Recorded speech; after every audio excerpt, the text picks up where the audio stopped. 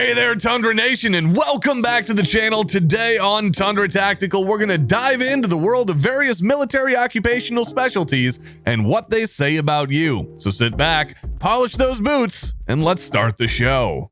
These are my words, Mother. From Army.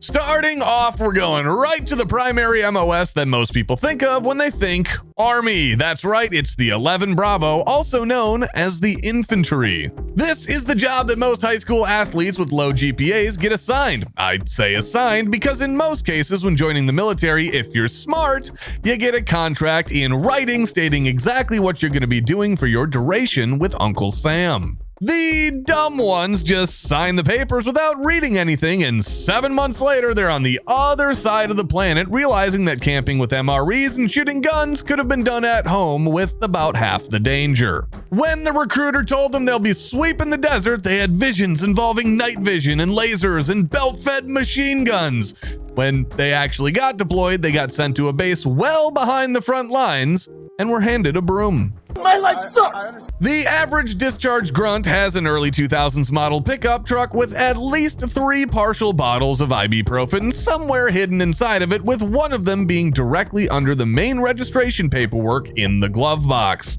Why Maine specific, you ask? Well, Maine has the cheapest registration of almost any state, and these former E4 Mafia members know how to move around the system for their own benefit. New for 2023 is the Springfield Echelon.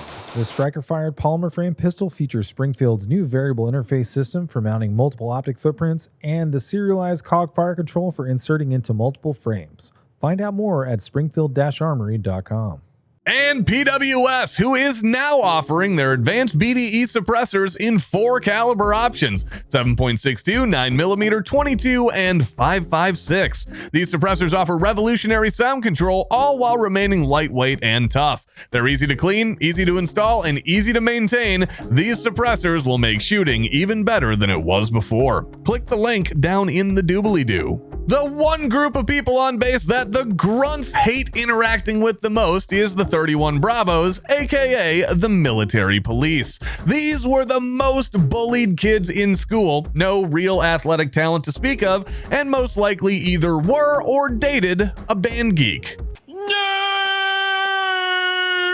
This was the kid in class that wasn't even smart, yet still reminded the teacher of the homework that they didn't even do. They'll narc on just about anybody for just about anything. The ones that never got to deploy usually only serve 1 contract and then get out, while the ones that have deployed come home and find Jesus and become a chaplain just to get the guys on the post to start to like them again.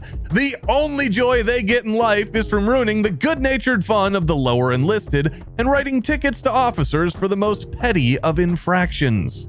During their off time, they can be found organizing their exotic soda can collection or at a Nickelback concert. Next up, we have the Marine Artillerymen. These are the Marine grunts that paid attention in math. They take the idea of stacking bodies up to the next level and just make those bodies flat out disappear.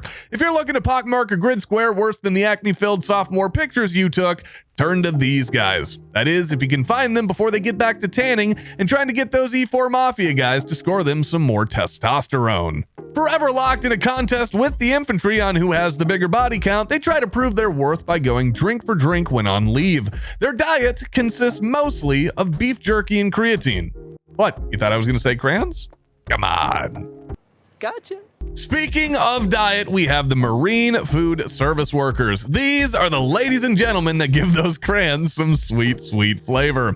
In reality, the military, surprisingly, is not known for its fine dining or exotic cuisine. But when it comes to food on a deployment in an active war zone, the best way to get an entire post to want you and your friends to meet whatever maker you worship is to mess with the chow.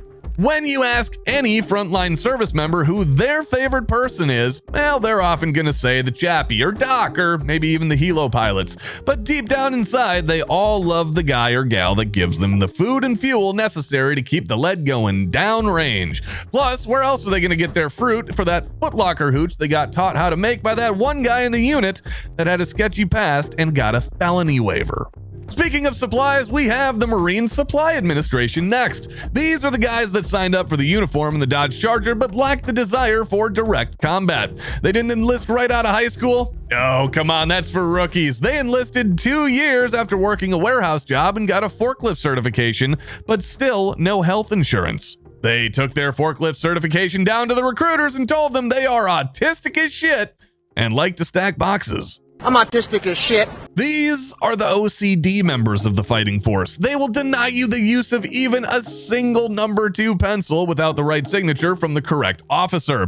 They have to account for everything that goes to every single unit that they work with. They'll often end up marrying the most disorganized woman that lives within a 60-mile radius of their duty station and then spend all their time at work about complaining how they're always having to reorganize the pantry at home. A shopping trip with one of these Marines turns into a logistical nightmare full of spreadsheets and calculations about how many carts are going to be needed and what vehicle to take to ensure enough cargo space.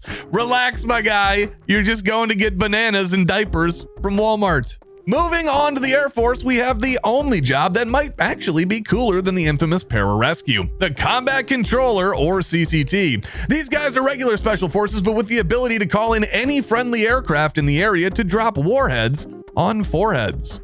These were the top-level athletes in school that also got good grades. They came from a nice home and they didn't want to give up those comforts that they'd grown so accustomed to over the years, so they joined the Air Force.